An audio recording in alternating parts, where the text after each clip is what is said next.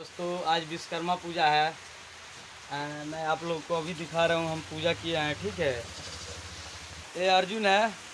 ये देखिए मेरा बाइक KTM है, दिख रहा है ना, ये मेरा KTM है।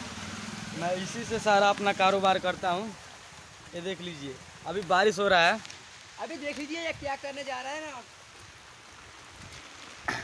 अब आ गए हैं हम जहाँ पे पूजा किए हैं, दिखा रहे हैं।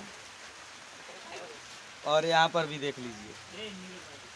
हाँ भैया, चलिए ठीक है, हम अब मिलेंगे आपसे अगले वीडियो के बाद में। चूज कराएगा वो करेंगे।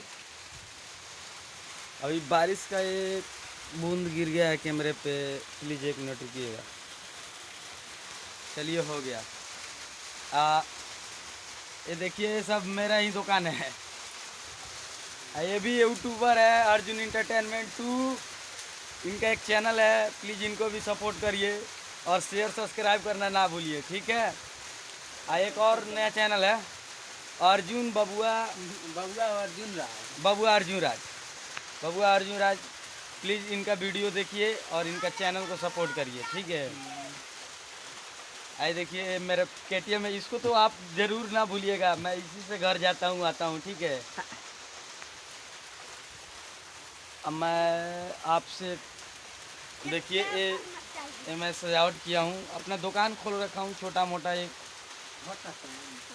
ठीक है अर्जुन चलिए ठीक है, जय हिंद जय भारत।